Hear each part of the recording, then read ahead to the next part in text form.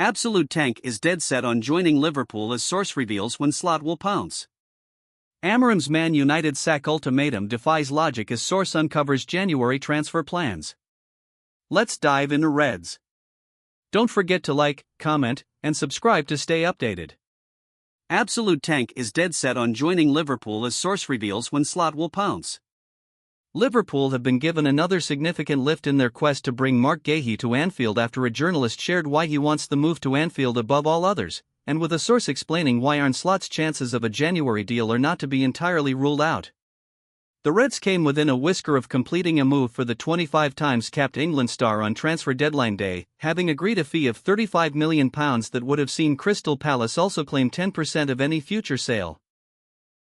And even though Guéhi had passed a medical and agreed personal terms with Liverpool, the Eagles pulled the plug on the deal at the 11th hour, having failed to land a replacement themselves.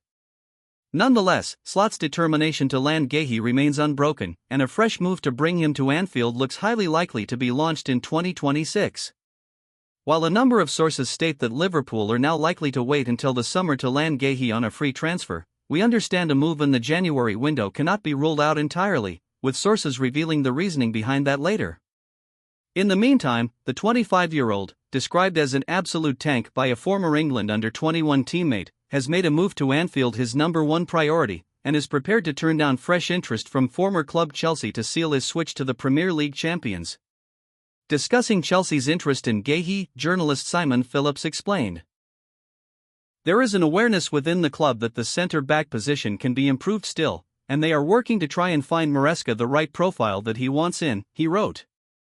Marc Guéhi is a player that Chelsea would like to sign, and he is universally liked by everyone at the club. However, the club have pretty much walked from that one because he is dead set on joining Liverpool and was never that keen to return to Chelsea anyway. Slot comes clean on Guéhi miss with January move possible. With Liverpool seemingly getting a personal green light from the player over the move next year, it just becomes a case of when Liverpool will actually pounce. And while a summer move certainly looks a likely scenario when they can secure Guéhi without paying a penny, we understand a move to bring him to Anfield in January cannot be ruled out entirely.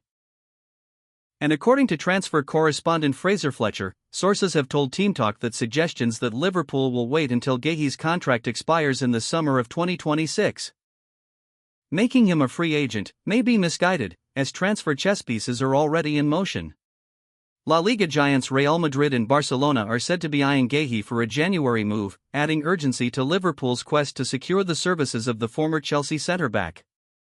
However, these reports are to be read with caution. Palace, aware of the risk of losing their captain for nothing next summer, face mounting pressure to cash in during the January transfer window. Clubs often leverage media narratives to spark bidding wars or inflate fees, and Palace's posturing could be a tactic to extract maximum value. However, Liverpool, known for their shrewd transfer dealings, hold a trump card: Guéhi's desire to join them. Liverpool's strategy could hinge on a calculated lowball offer in January. By presenting a modest bid, they might tempt Palace to accept less than their desired valuation rather than lose Guéhi for 3 months later.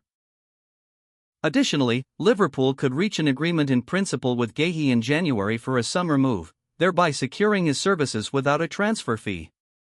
This dual approach, a low offer or an agreement in principle for the summer, puts the Reds in a commanding position. As for Slot, he has fueled the fire over a move for Guéhi by coming clean on his disappointment at missing out on the player on deadline day. Yeah. That is definitely the first part.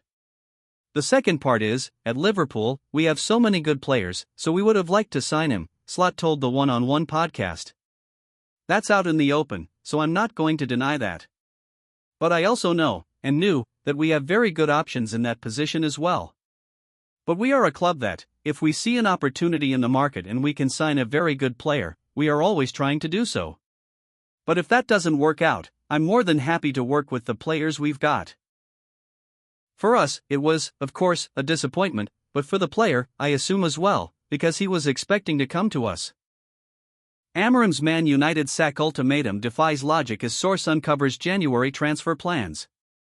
Claims that Ruben Amorim has been given just 3 games to turn around Manchester United's fortunes can be swiftly played down, with sources uncovering when a decision on his possible sack will be made and with the club willing to once again back the Portuguese coach with significant transfer cash in January. Amorim has been in place at Old Trafford since last November, but has struggled badly to lift the players he inherited from Erik ten Hag and currently presides over the single worst win percentage record of any manager at Manchester United since World War II. As a result, speculation that the axe could fall on his reign has gathered serious pace in recent days in light of last Sunday's 3-0 defeat at Manchester City. Indeed, according to the Mirror, Amorim has been granted just 3 games to save himself from the sack, with upcoming matches against Chelsea, Brentford, and Sunderland seen as pivotal to his future. And a failure to glean positive results from all 3 could have serious consequences for his future. However, our transfer insider Dean Jones insists that Amorim is not under immediate pressure and, significantly, will get backing in the next window. And he states that United are looking to extend their search for new talent, with increased emphasis on tactical adaptability and with the club having made it clear that midfield is the standout priority and with recruitment staff instructed to actively identify solutions. However, that's not to say that Amorim does not need a dramatic upturn in fortunes and, according to journalist Ben Jacobs, Ineos have given the United boss an ultimatum that could see the axe fall on his reign come the end of the season. According to Jacobs, speaking to TalkSport, it's Europe or bust for Amorim. Ruben Amorim has been tasked with qualifying for European football this season. Manchester United co-owner Sir Jim Ratcliffe flew into the club's Carrington training ground on Thursday and stressed to Amorim the need for on-field results to improve. The British billionaire is said to believe United's squad is capable of a top 5 finish, although Champions League is not the stated or budgeted goal for 2025-26. However, qualification into Europe's elite competition is not crucial, but there is a clear expectation of participation that either the Europa League or Conference League, at least, must be achieved by the end of May, which Jacobs describes as an ultimatum that will lead to his sacking if the objective is not met. Romano, Amorim has Man Utd's full support, for now. While INOS Chiefs remain fully behind Amorim for now, it is evidently clear that a major improvement is needed, if not over the next few games, but certainly over the course of the season. And with planning very much underway for the January window, claims that United could remove the 40-year-old from his post within the next 3 games defy a certain element of logic.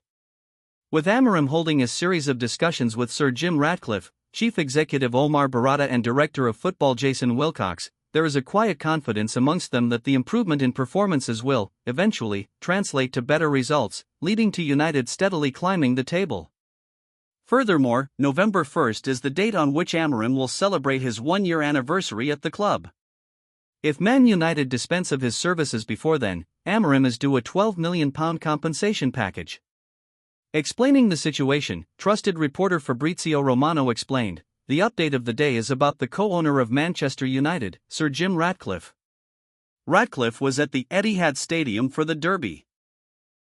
Don't underestimate the presence of Ratcliffe, who wants to be present and involved in the conversations and part of the process to understand what is not working, why Man United are performing at this level." Ratcliffe flew into Carrington and had several meetings. Sources at Man United make very clear those meetings were planned. They were already planned even before the derby result. But in these meetings, there was also a conversation, a direct face-to-face conversation with Ruben Amorim. Romano added, "Amorim has a very clear position about why Man United are struggling. A position that regards the lack of intensity of the team, different approach wanted. It's not about the system that's creating the problem for Man United in the view of the manager. This is why Amorim goes public and says it's not about the philosophy. If you want to change the philosophy, you have to change the man. Amorim is fully convinced it's not about the tactical approach or the system or philosophy. This is what Amorim keeps telling people at the club in conversations with the directors and management, and also in the conversations with Ratcliffe. So now it's about getting different results. Obviously, it was a week full of rumors for Man United after the start of the season was really poor. Many have asked me about managers and candidates to replace Amorim. We are not at the stage where we can say this guy can be the next Man United manager or the other guy is the main candidate. Man United have not started any official conversation with other managers. United have respect for Amorim. They keep working with Amorim to improve the squad, but it's also important to say that obviously, results are needed. They can't continue like this forever. Amorim is aware of this situation. Romano concluded by stating, "They keep trusting Amorim, but different results are needed, and the presence of the co-owner, Ratcliffe, I think, is quite a clear message in that sense." Thanks for watching. Like and comment and subscribe.